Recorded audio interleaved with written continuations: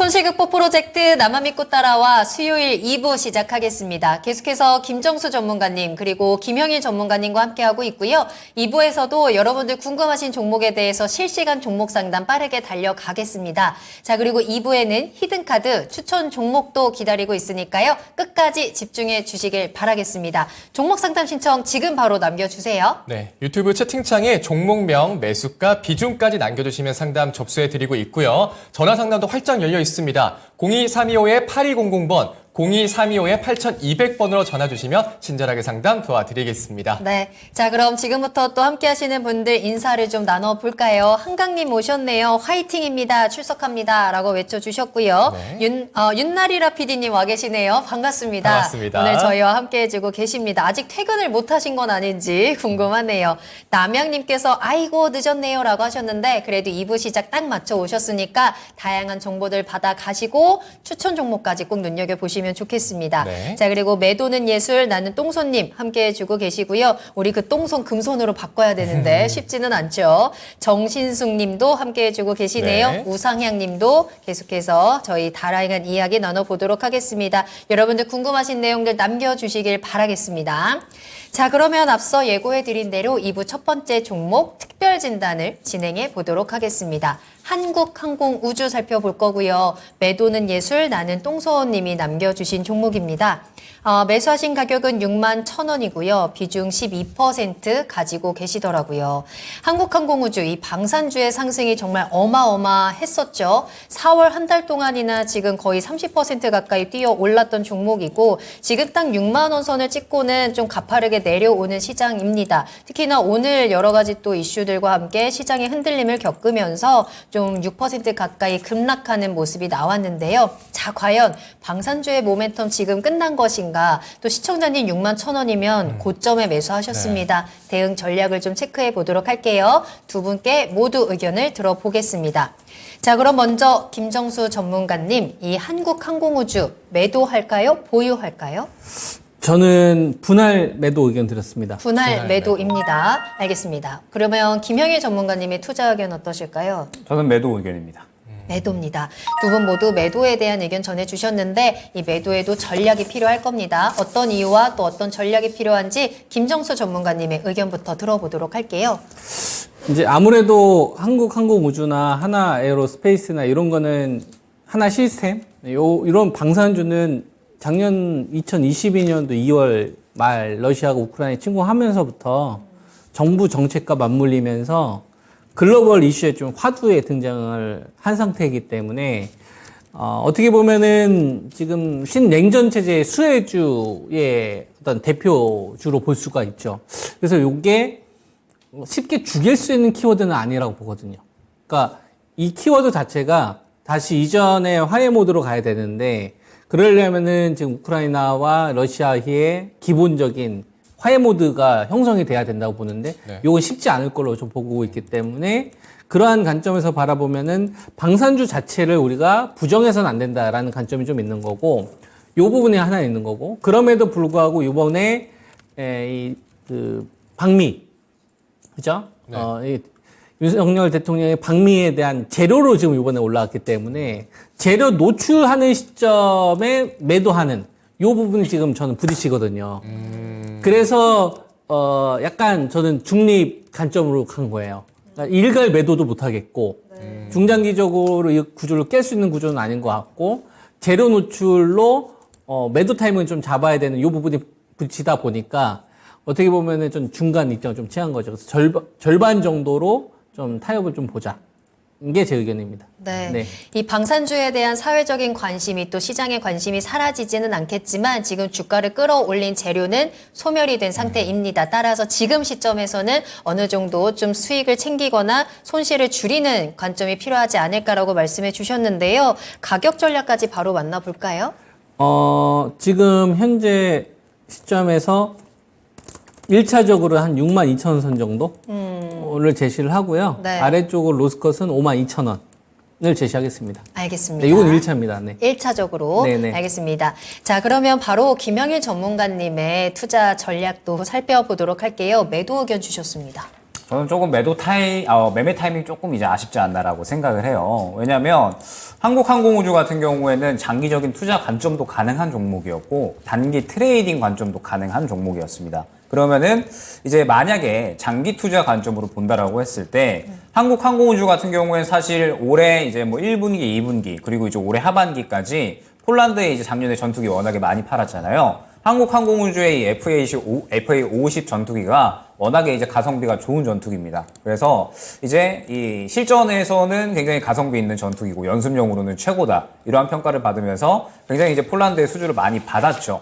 그런데 이러한 이 실적에 대한 이야기들이 사실 꾸준하게 나오고 있었고 방산주의 이러한 흐름 특징이 항상 고점 찍었다가 저점에서 자리 잡으면 그러면 항상 또 쉽게 수익 구간을 줍니다. 왜냐하면 이 실적에 대한 기대감이 항상 작용을 하는 종목군들이라서. 그래서 이 장기 투자 관점 어느 정도 이제 실적이 계속 좋아질 거고 올해 이 FA50 전투기 실적까지도 반영이 된다라고 했을 때 한국항공우주가 이번 실적 시즌에 맞추어서 굉장히 좋은 상승 보여줄 수 있겠구나라고 생각을 하셨다면 저점에서 장기 투자 관점으로 접근을 하셨어야 됐을 것 같고 그다음에 단기 트레이딩 관점으로 접근을 하신다라고 했을 때에는 지금 저번 주에 방산주들이 일제히 갑자기 확 올랐었죠. 지금 현대로템이 대장으로 움직였었습니다. 그리고 왜 올랐냐라고 봤더니 결론적으로 일단은 저는 약간의 테마성이 형성이 됐다라고 생각을 해요. 푸틴이 이제 저번 주에 이제 우리나라에 한마디 했죠. 지금 이 우크라이나에 직접적으로 이제 무기 지원한다? 그거 전쟁 개입 행위다. 가만히 있지 않겠다. 이런 식의 발언을 하다 보니까 방산주 쪽에 이제 일제히 매기가 형성이 된 거고요. 그러면서 이제 현대로템이 대장으로 움직인 거고 한국항공우주도 같이 움직였다라고 생각을 합니다. 그러면 한국항공우주는 지금은 2등주로 생각을 해야 돼요. 현대로템이 대장주인 거고 한국항공우주가 이제 2등주로 움직이는 건데 그럼 저는 이제 보통 단기 트레이딩을 위주로 이제 진행을 하잖아요. 그러면 단기 트레이딩으로 진행을 한다라고 했을 때 최근에 수급이 괜찮았습니다. 최근에 수급이 괜찮았기 때문에 이 수급에 의거해서 단기 트레이딩에 대한 시도는 충분히 노릴 수는 있었을 것 같은데 차라리 현대로템을 단기 트레이딩으로 노렸을 것 같고요. 만약에 한국항공우주를 접근을 한다라고 하더라도 최근에 이제 이 고점에서 음봉 나온 구간이 있었죠. 결론적으로 이전 신고가 부근에 도달을 했기 때문에 지금 이 6만 원 이상의 상승은 많이 어렵지 않을까라고 생각을 하고 완전히 그날 당일의 데이 트레이딩으로만 접근을 했을 것 같습니다. 지금 현재 단가 근처에 왔을 때에는. 그렇기 때문에 지금 이제 시청자님께서 이 6만 원 정도 근처 구간에 접근을 하셨다라고 하는 건 이전 신고가 부근에 이 부담이 느껴질 만한 위치에서 지금 시장이 많이 꺾이고 있는 와중에 접근을 하신 거기 때문에 저는 매매 타이밍이 조금 이제 아쉬운 종목이 아닌가라고 생각이 돼요. 사실 충분히 수익을 보실 수는 있었지만 매매 타이밍이 지금은 많이 좀 늦었다라고 생각을 합니다. 그럼 지금 현재 상태는 어떤 구간이냐? 현대로템 보면은 답이 나오죠. 현대로템이 대장으로 움직였었는데 현대로템도 최근에 좋은 수급에 의거해서 상승이 잘 나오다가 어제 이 윗꼬리 찍고 그 다음에 오늘 음봉 나오고 있잖아요. 결론적으로 지금 차익 실현 나오고 있는 구간이다. 한 차례 순환이 돌았다라고 생각을 해주시면 됩니다. 그럼 한국항공우주 같은 경우에도 저는 마찬가지로 지금 차익 실현 구간이 진행이 되고 있는 거고 만약에 이 11선 구간을 지금 지지를 해주고 있는데 이 구간을 이탈을 한다? 저는 그러면 추가적인 하락에 대한 부분도 염두를 하셔야 되는 구간이다라고 생각을 합니다. 그럼 한국항공우주는 하반기에도 이 FA50 매출이 반영이 되면서 실적이 좋을 것으로 기대가 되거든요. 그러면 사실 한국항공우주는 지금 어떤 매매를 준비를 해야 되냐면 저점까지 떨어졌을 때 저는 재매수를 준비해야 되는 구간이다라고 생각을 하지 지금 현재 단가는 접근해야 될 만한 구간은 아니다라고 생각을 합니다. 순환 나오고 차익 실현이 나오고 있기 때문에 그래서 결론적으로 말씀을 드리면 지금 이 11선 지지해주는지 잘 봐야 될 것 같고요. 이 구간 이탈하게 되면 55,500원 정도 구간이 될 것 같거든요. 이 정도 구간 이탈을 하게 되면 저는 정리했다가 저점 잡혔을 때 재매수하는 전략 안내를 드리고 만약에 현재 구간을 지켜주면서 반등을 한다. 그럼 결론적으로는 6만 원 근처 구간이 또 매물대가 될 텐데 이 구간을 뚫어주기에는 저는 마찬가지로 힘들다라고 보고 있습니다. 왜냐하면 이미 지금 현재 단가가 실적에 대한 부분들이 반영이 된 건데 결국 이 방산 사업이라는 거는 실적이 다 얘기를 해주는 거거든요. 성장성이 기대가 되는 게 아니라 당장 눈에 보이는 수주권들이 계속해서 이제 좋아질 것 같으니까 좋으니까 이 부분이 반영이 된 거라서 그러면은 눈에 띄는 수주권들이 더 있어줘야 되는데 폴란드 수주권 이상의 수주권들이 당장 나올 수 있을 것인가?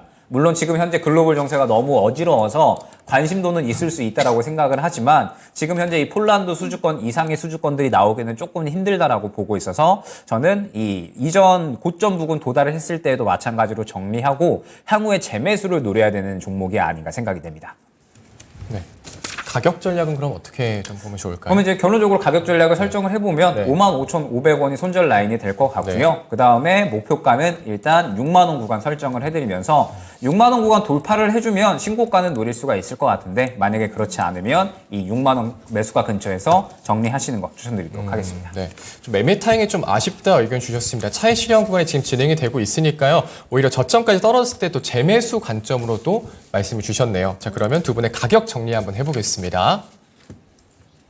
네, 김정수 전문가님께서는 목표가 62,000원 잡아주셨고요. 분할 매도 의견 주셨습니다. 손절가 52,000원 잡아주셨습니다. 김영희 전문가님께서는 목표가로 6만 원, 손절가는 55,000원 매도 의견 주셨네요. 네, 우리 매도는 예술 나는 똥손님께서 깍 손절은 싫어요라고 말씀해 주셨는데 그래도 두 분의 의견 잘 참고하셔서 대응하시고 다시 한번 또 새로운 기회를 잡을 수 있도록 저희도 같이 함께 응원할 테니까요. 함께 해주시길 바라겠습니다.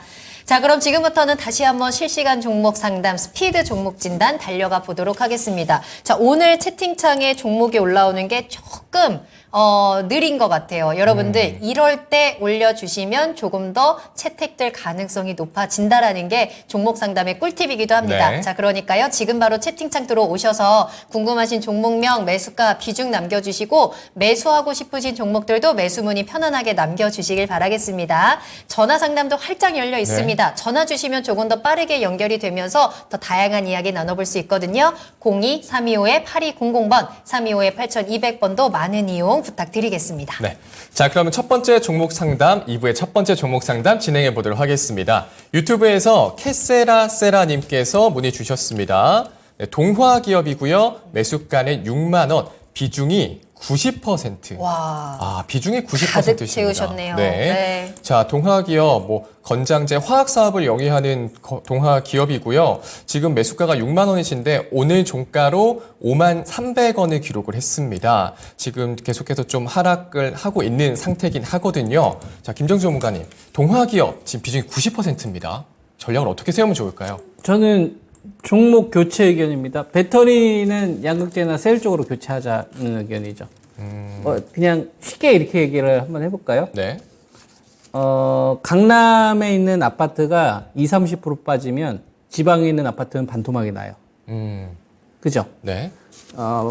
부동산 가격이 다 같이 올라가는 시장에서는 강남도 올라가고, 그 다음에 중심지도 올라가고, 네. 지방에 있는 가격도 다 올라가지만, 한번 부동산 가격이 떨어지게 되면 인간의 심리상 똘똘한 한 채를 남겨두고 싶어 합니다. 부동산뿐만 아니라 어느 곳을 가더라도 네. 가장 소중한 거, 가장 가치 있다고 생각하는 거를 마지막까지 들고 있으려고 하죠. 그럼 이 동화기업은 지방에 있는 아파트인가요? 그렇죠. 네. 이 전해액 쪽이잖아요. 경쟁력이 떨어지죠. 전해액이나 전해질이나 분리막이나 동박이나 음극재는 양극재나 배터리 셀 업체에 비해서 떨어지죠. 그래서 요번에 배터리 셀하고 그다음에 양극재 관련된 업체도 많이 떨어졌잖아요. 에코프로 BM도 많이 떨어졌고, 그다음에 에코프로도 많이 급락이 나왔었고, 삼성 SDI나 이제 LG 화학 이런 애들도 이제 조정이 나왔잖아요. 그러니까 똑같이 가격 조정이 나오면 저는 이쪽으로 우선해야 된다고 봅니다. 그게 저는 훨씬 더 회복 속도가 빠르다 보는 거죠. 그래서 저는 종목 교체 의견입니다. 전부 다. 전부 다. 네. 전략 매도하고. 그게 훨씬 더 빠르니까요. 그럼 네. 지금 조금 손실을 보고 계신데 가격 전략도 조금만 좀 세워주시죠. 현재가 의견 드리겠습니다. 현재가 5만 300원에 내일 그럼 시초가에 전략 저는 그냥 할까요? 바로 물리더라도 양극재나 배터리 셀 쪽으로 하는 게 훨씬 낫다. 걔네들이 가격 조정이 나서 차라리 더 살 생각을 해서 하는 게 여기서의 손실을 거기서 메꾸는 게 훨씬 더 빠를 거다라는 게 제 의견입니다. 알겠습니다. 네, 캐세라세라님 일단 종목 교체 의견 주시면서 전략 매도 의견 주셨습니다. 내일장에서 잘 대응해 보시길 바라겠습니다. 네, 지금 잠깐의 손실이 좀 속상하더라도 그것들을 훨씬 더 크게 보상받을 수 있는 종목들이 또 기다리고 있습니다. 너무 속상해하지 마시고 한번 잘 대응해 보시길 바라겠고요. 잠시 후에 저희 히든카드 추천 종목들로 또 그 손실들 잘 채워갈 수 있었으면 좋겠네요. 끝까지 함께해 주시길 바랄게요. 자, 그럼 다음 상담 만나보겠습니다. 이번에는 보르테님께서 남겨주셨거든요. HMM 살펴보겠습니다. 매수가는 34,034원이고요. 비중 30% 가지고 계시는데 손절을 해야 되는지 고민입니다. 라고 하시더라고요. 지금 매수 단가를 보니까 아마 좀 물타기도 하셨을 것 같고 굉장히 오랫동안 이 종목으로 고생을 하셨을 것 같습니다. 해운주, 특히나 이 HMM의 차트는 너무나도 좀 깝깝하고 답답하기만 한데 손절이 답일까요? 저는 만약에 하고 싶으시다. 나는 너무 답답하고 시장에서 지금 무언가 이제 앞으로 떠오를 수 있는 종목을 사고 싶으시다 하시면은 나쁘지 않다라고 생각을 해요. 왜냐하면 일단 결론적으로 HMM 같은 경우에는 두 가지를 기대를 할 만하거든요. 일단 항상 업황이 좋아질 때, 해운 업황이 좋아질 때 상승 나왔었고, 그다음에 두 번째가 지금 M&A를 계속해서 좀 이제 시도 중이니까 매각에 대한 이제 인수권들에 대한 이야기가 시장에 나오게 되면 결론적으로 이제 MM은 상승이 나올 수 있다라고 보고 있는데, 일단 첫 번째 해운 업황 올해 들어서 지금 속된 말로 박살이 나고 있죠. 업황 자체가 워낙에 이제 코로나 구간의 물당량이 팍 증가를 했었다가 올해 들어서면서부터 지금 해운 업황이 계속 안 좋아지고 있습니다. 그러면서 이제 반토마크 이상 나고 있고 HMM이 지금 다시 적자까지도 지금 우려가 되는 상황이에요. 그리고 M&A 같은 경우에 작년에 좋을 때 했어야 되는데 지금 매각 적기 놓쳤다라는 이야기가 계속 나오고 있거든요. 결론적으로 이제 작년부터 매각을 하려고는 시도를 했었는데 이제 이 인수 후보군들이 계속 쫙 있었죠. 근데 결론적으로 매각은 안 됐고 지금 실적이 계속 안 좋아지고 적자가 이제 나다 보니까 그러면은 과연 지금 이 해운 업황이 올해에도 계속 이제 또 안 좋아질 것 같고 그 다음에 적자가 날 것 같은 HMM을 누가 이제 또 쉽게 인수를 하겠냐. 인수하기가 쉽지 않다라는 거죠. 그래서 결론적으로 HMM이 주가가 올라올 만한 모멘텀이 지금 단기적으로 저는 아예 부재하다라고 생각을 합니다. 조선과 해운은 완전히 다르게 봐야 되죠. 그래서 저는 HMM은 지금 단기적으로 주가가 올라올 만한 모멘텀이 부재하다라고 생각을 했을 때 만약에 시청자님께서 교체하실 만한 의향이 있다라고 하시면 저는 최소한 비중 축소 진행하시고 교체를 하시는 것도 나쁘지 않다고 생각을 합니다. 지금은 굉장히 중요한 시기인 게 시장이 순식간에 급락을 했잖아요. 저는 그런데 이 급락이 완전히 나쁘다라고는 보지는 않는 게 사실 우리가 이렇게 한 달 내내 질질질질 천천히 시장에 하락을 해버리면 지치잖아요. 그런데 이렇게 빠르게 급락을 해버리면 또 빠르게 자리를 잡거든요. 그러면 우리가 지금 준비를 해야 될 매매는 지금 당장에 곡물이나 비료 쪽에 단기 트레이딩을 하던지 아니면 시장이 저점에서 자리 잡고 다시 올라올 수 있을 만한 이제 세일을 하게 된 종목군들도 다시 살 준비를 해야 되는 구간이거든요. 그래서 저는 HMM이 만약에 이제 정리 가능하시다면 그러면은 어느 정도 최소한 비중 축소는 진행을 하신 다음에 시장 저점 잡고 올라올 수 있는 종목군들을 준비를 하시는 게 오히려 수익 만회에 대한 부분들은 훨씬 더 빠를 것이다라고 보고 있고 가격 전략을 설정을 한다라고 하면 지금 저점 구간이 약 한 만 원 후반대 정도, 19,000원 후반대 정도 될 것 같고요. 그 다음에 단기 고점 구간이 2만 원 초중반대 정도 돼요. 한 23,000원 정도 되는데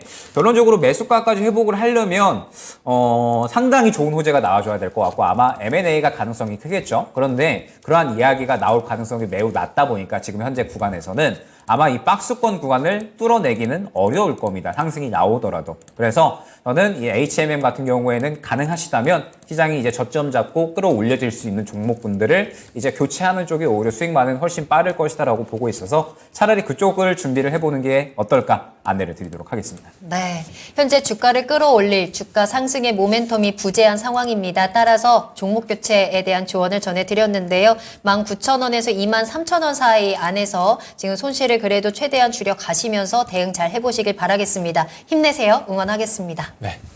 자, 이어서 전화 상담 연결돼 있습니다. 시청자님 만나보겠습니다. 안녕하세요. 네, 안녕하세요. 네, 수고 반갑습니다. 많으십니다. 네, 반갑습니다. 자, 어떤 종목 궁금하실까요? 한미반도체. 한미반도체요. 네. 매수가 비중 어떻게 되시나요? 매수가는 22,065원이고 네. 비중은 15%입니다. 물타기도 좀 하셨나 봐요? 예, 처음에 10% 네. 했다가 5% 정도 탔습니다. 최근에 좀 매수를 하신 것 같은데요. 예, 맞습니다. 네. 단기로 보셨나요? 아니, 저는 뭐 네. 장기든지 뭐 중기든지 그거는 뭐 상관없습니다.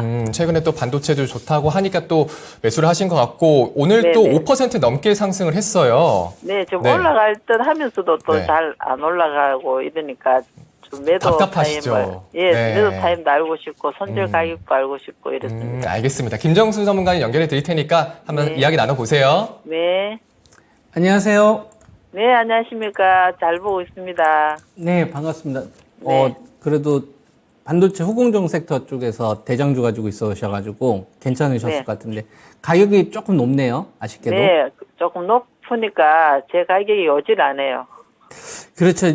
지금 뭐 신고가 부근에서 좀 눌릴 때 좀 들어가셨으면 좋았을 텐데 이미 시세가 터진 상태에서 들어가신 거니까요. 네, 근데 네. 저는 좀 부정적인 의견보다 긍정적인 의견을 좀 드리고 싶습니다. 네, 그러니까 감사합니다. 한미 반도체의 지금 현재 보이는 실적을 한번 보면 이 기업이 시가총액이 한 2조 1천억 정도 되는데요. 네, 올해 예상하고 있는 게 작년도가 3,276억 매출이 나왔는데 외우실 필요는 없고 그냥 네. 한 귀로 듣고 한 귀로 흐으세요, 시청자님. 네, 네, 네, 알겠습니다. 작년도에 3,276억 나왔는데 올해가 한 2,600억 정도 나올 걸로 예상되고 있어요. 그러니까 실적 전망치가 낮죠. 떨어질 네. 걸로 보고 있고 작년도에 1,119억 정도가 확정이 됐는데 올해가 878억. 그러니까 매출도 그렇고 영업이익도 그렇고 떨어질 걸로 지금 올해 잡혀져 있어요. 네, 그리고 1분기 실적을 보면 더 안 좋습니다. 작년도는 매출이 609억 정도 4분기에 나왔는데 올해 1분기는 265억 나왔고 작년도 동기간에는 632억 매출 나왔는데 265억. 외우실 필요 없습니다. 그냥 한 귀로 듣고 네. 한 귀로 흐르세요. 네, 그다음에 작년도 1분기에는 213억 나왔는데 올해 21억. 그러면은 자, 실적을 보면은 투자할 이유가 없죠. 왜냐면은 작년도하고 비교를 해보더라도 실적이 박살났고 올해 2023년도가 아직 절반도 안 왔는데 2022년도 대비 실적이 떨어질 걸로 보니까 실적으로 보면 한미반도체를 투자할 이유가 없단 말이에요. 그죠? 시청자님. 근데 저는 긍정 의견을 드린다고요. 왜냐하면 주식이라는 거는 언제 위험한 거냐면 정점 우려가 있을 때가 위험한 거예요. 그러니까 지금 사상 최고치 실적을 기록을 하더라도 야 이게 거의 피클 것 같은데 더 안 좋아질 것 같은데 이게 거의 끝 아니야? 이러면은 실적이 아무리 좋아도 빠지는 거고요. 지금 한미 반도체처럼 올해는 실적이 좀 박살날 걸로 예상이 되지만 야 이거 조금만 기다리면 실적 회복이 빠를 거로 시장에서 컨센 형성이 되면 지금 당장의 실적, 눈에 보이는 실적을 바라보지 않고 그 다음 실적을 갖다 씁니다. 근데 그 다음 실적이 괜찮다라고 제가 이야기를 하는 거예요. 그래서 저는 긍정적인 의견을 그래서 드리는 거예요.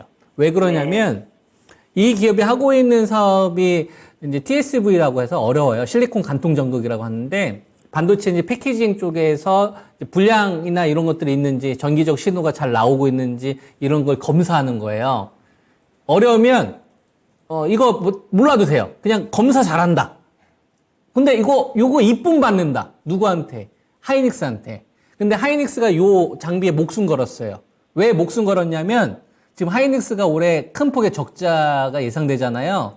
네, 그래서 기술력에 더 집중해야 되는 상황이에요. 그래서 한미 반도체하고 같이 잘해보자. 이런 구조인 겁니다. 그러니까 한미 반도체에는 뒤에 누가 있는 거예요? 하이닉스 지원군이 있는 거예요.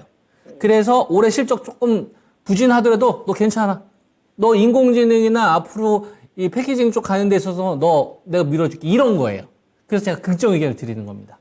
그래서 매수 가격이 조금 높은 게 아쉽지만 이건 전 중장기적으로 투자할 만한 충분한 가치가 있다고 생각을 하고 있고 최근 들어서 조정 흐름이 나오는 자리가 18,800원 정도가 돼요. 그러니까 네. 18,800원이 깨지기 전까지는 매도 신호가 안 나온다라고 생각을 하시고 제가 제시해 드릴 수 있는 목표치는 어떤 목표를 제시할 수 있냐면 크게 한번 상승 이렇게 이제 목표가 발생이 됐으니까 여기서 18,800원이 지켜지게 되면 마지막 파동이 한 번 더 남아서 3만 원 이상 정도까지 목표치가 저 나올 수 있다고 봅니다.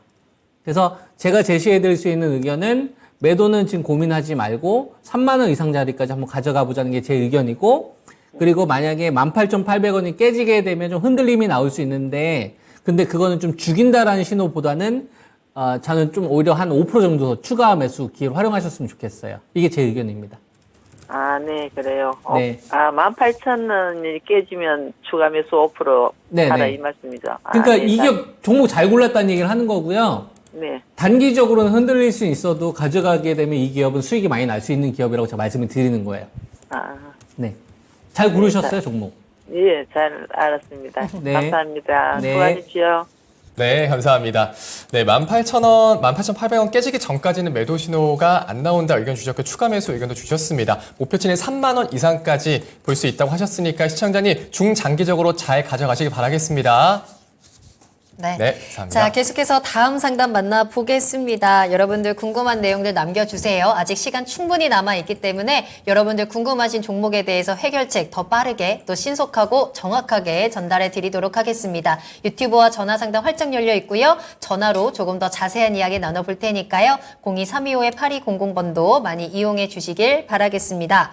자, 그러면 다음 종목 살펴봐야 되는데요. 곽보영님께서 매수 문의 주셨습니다. 매수를 고민하고 계신 종목은 OSP라는 종목이더라고요. 한번 이 종목 살펴보도록 할게요. OSP 오늘 2.43% 상승이었고요. 6,330원에 거래를 마쳤습니다. 상장한 지 얼마 안 됐더라고요. 한 6개월 정도 된 종목이고 강아지 사료와 관련된 종목이기도 합니다. 오늘 시장에서 좀 잠깐 굉장히 크게 뛰어 올랐다가 내려왔는데 이 곡물주, 사료주에 대한 좀 모멘텀을 같이 받았던 건지 일단은 상장한 이후에는 좀 주가는 하락하는 모습을 보였고요. 최근에는 계속 박스권에서 횡보하고 있는데 지금 좀 기대해 볼 만한 모멘텀이 좀 있는 걸까요? 접근해도 괜찮아요?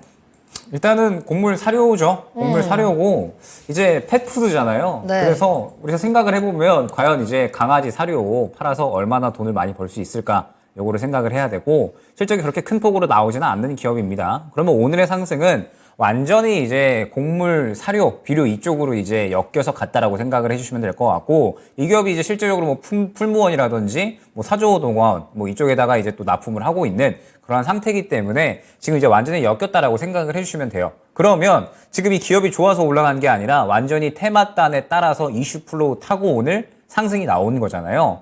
그러면 이제 이 이슈가 연속성이 있는가를 생각을 해봐야 되겠죠. 저는 일단은 지금 이 곡물 사료 쪽은 연속성이 더 있을 것이다라고 보고 있습니다. 왜냐하면 이 흑해 협정 기한이 5월 18일이에요. 그래서 재연장을 할 것인가 말 것인가는 5월에 결정이 될 거기 때문에 지금 푸틴이 계속해서 너네 이 G7에서 우리 이 러시아를 상대로 전체적인 수출품들 다 규제해? 그러면 땡큐. 우리는 그러면 이 전체적인 에너지 자원들 그리고 식량 이런 거 다 협정 중단할게, 안 팔게 라고 한 거죠. 그래서 지금 아마 당분간에 러시아를 상대로 서방 국가들이 제재를 계속하고 이러한 내용들이 나오게 되면 아마 러시아는 흑해 협정에 대한 이 카드를 계속해서 꺼낼 확률이 큽니다. 5월 18일이 재연장 시한이기 때문에. 그래서 시장이 단기적인 기대감이 형성이 될 것 같고 제가 아직까지 시장은 추가적으로 하락할 수 있는 가능성이 있다라고 말씀을 드렸잖아요. 신용 물량이 아직 덜 나왔기 때문에 그러면 시장이 추가적으로 하락을 한다라고 했을 때 반사적으로 수혜를 받을 수 있는 쪽이 곡물, 비료, 사료 이쪽이죠.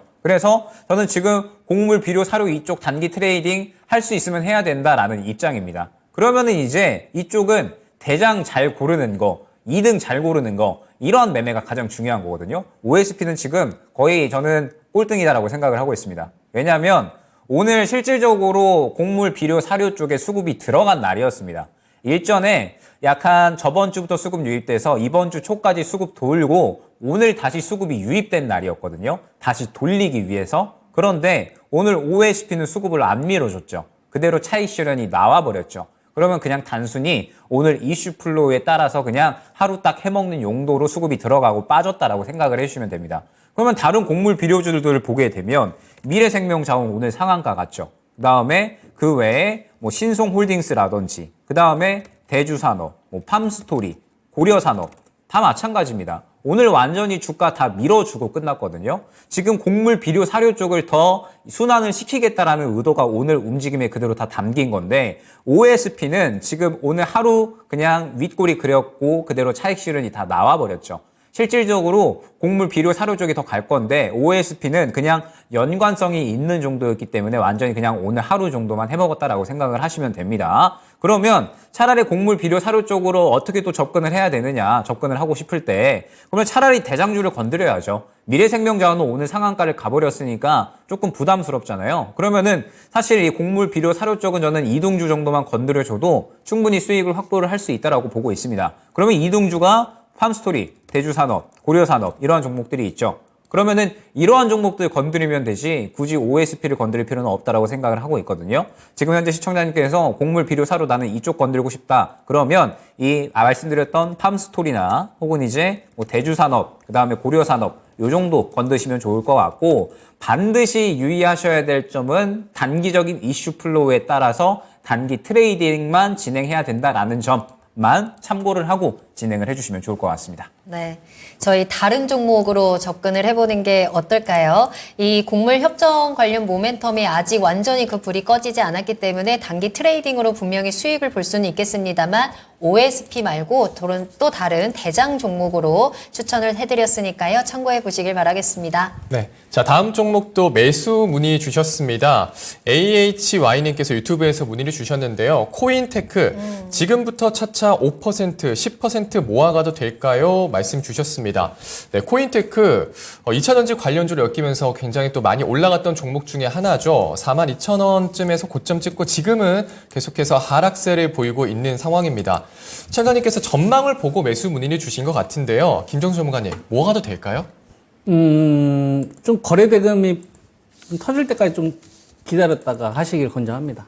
조금 더 기다릴까요? 네네. 그러니까 모아간다라는 거는 요런 때 해야 될 것 같아요. 그러니까 배터리 관련된 주식들이 이번 구간에 뭐 코인테크뿐만 아니라 네. 뭐 하나기술을 비롯해서 폐배터리 관련된 주식들도 그렇고 그다음에 뭐 동박 업체들도 그렇고 특히 양극재나 배터리 셋 업체들이 완전히 난리가 났잖아요. 네. 잔치가 크게 한번 벌어졌잖아요.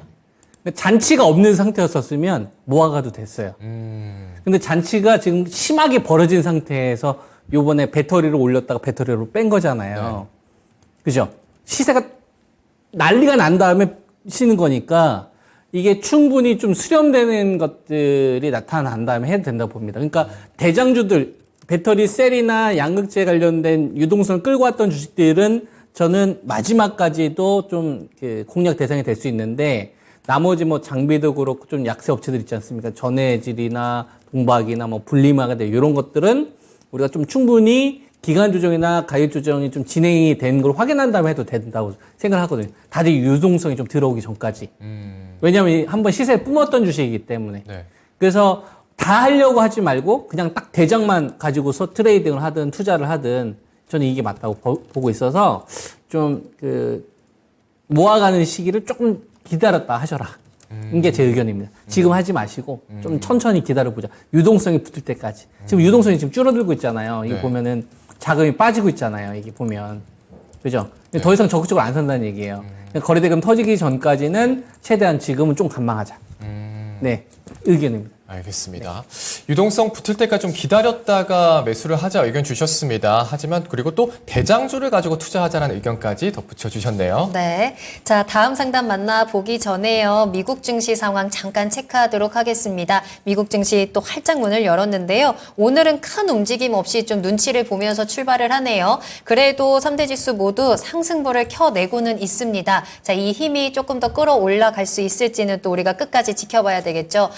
좀 미국 증시가 좀 강하게 좀 올라주면서 내일 우리 증시도 좀 같이 끌어주면 좋겠다라는 생각마저 드는 요즘 우리 시장인데 저희는 또 내일의 상승을 또 기대를 하면서 또 이러한 시장에서는 매수하기 좋은 기회가 될 수도 있기 때문에 그 기회들을 저희가 지금부터 또 계속해서 찾아보도록 하겠습니다. 궁금하신 종목명 매수가 비중 남겨주시면서 함께해 주세요. 자, 그럼 저희 다음 상담 문자 말고요. 전화로 이야기 나눠보겠습니다. 시청자님 안녕하세요.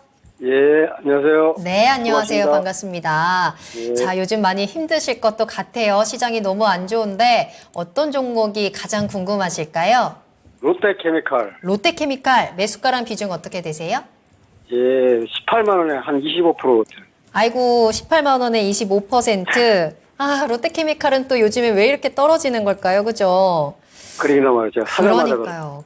사자마자 지금 계속 떨어지고 있구나. 예. 알겠습니다. 그럼 어떤 점을 해결해 드리면 좋을까요?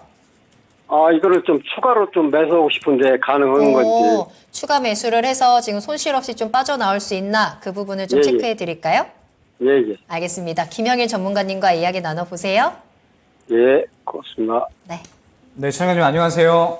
예, 안녕하세요. 네. 수고하십니다. 네. 그러면 이제 롯데케미칼은 추가 매수만 고려하고 계신 건가요? 뭐 종목 예, 예. 교체라든지 이런 부분들은 고려를 안 하고 계신가요? 예, 예. 그러면은 안내를 한번 드려보도록 할게요. 저는 일단 롯데케미칼에 대해서는 지금 현재 상태에서는 사실 부정적인 시각이 조금 더 크다라고 보시면 될 것 같아요. 왜냐하면 롯데케미칼이 작년부터 사실 실적이 지금 계속 안 좋아지고 있거든요. 역시나 석유화학 쪽 업황 자체가 지금 많이 힘들다 보니까 롯데케미칼도 지금 현재 올해까지도 적자에 대한 우려감들이 있는 상태고, 그러면서 이제 새롭게 조금 이 신사업에 대한 부분들, 성장 동력으로 이제 뭐 롯데에너지 머티리얼즈, 일전에 이제 일진 머티리얼즈였죠. 그래서 동박에 대한 사업펀드를 추가를 했는데, 이게 이제 이 실적이 2분기부터 좀 반영이 될 수 있을 것으로 보여지나, 2분기부터 실적이 반영이 된다라고 하더라도 드라마틱한 실적의 회복은 조금은 기대가 어렵지 않을까라고 생각을 하고 있습니다. 그러면 롯데케미칼 같은 경우에는 지금 현재 추가 매수를 만약에 진행을 한다라고 했을 때에는 저는 확실하게 일단 바닥을 잡고 그 다음에 반등의 기미가 보였을 때를 확인하는 게 먼저라고 생각을 하거든요.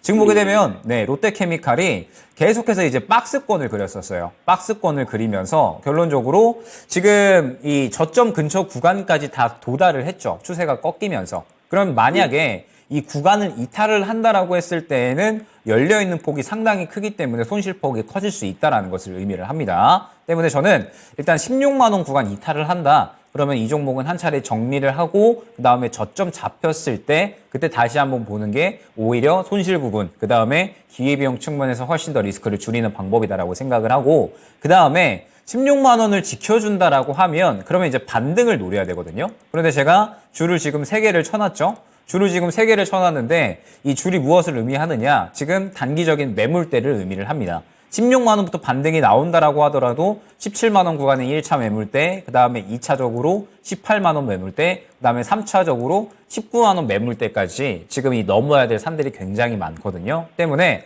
저는 사실 추가 매수에 대한 부분은 약간은 보수적으로 생각을 하셨으면 좋겠어요. 왜냐하면 지금 확실하게 바닥을 잡아주지도 않았을 뿐더러 비중이 또 지금 이미 크시기 때문에 어느 정도 수익을 보시기 위해서는 비중을 또 많이 늘리셔야 되거든요. 저는 지금 현재 시장에서는 이 부분이 상당히 리스크가 있다라고 생각을 하고 업황을 생각을 해봤을 때도 리스크가 있다라고 생각을 합니다. 때문에 저는 일단 1차 목표가 17만 원, 2차 목표가 18만 원 정도로 설정을 해서 이 정도 주가 근처까지 왔을 때 만약에 주가가 추가적인 탄력이 나오지 않는다라고 하면 정리를 하고 다른 종목으로 차라리 교체를 하시는 게 더 빠를 것이다라고 생각을 하고 있어서 저는 지금은 추가 매수에 대한 부분보다는 1차적으로 저점을 지켜주는지, 그리고 두 번째로 반등이 나올 때에는 어느 정도 이 매물 구간을 강하게 뚫어주는지를 보시면서 추가 매수보다는 종목 교체 쪽으로 전략을 꾸려 나가시는 게 더욱더 리스크 관리 차원에서 훌륭할 것이다 안내드리도록 하겠습니다. 네.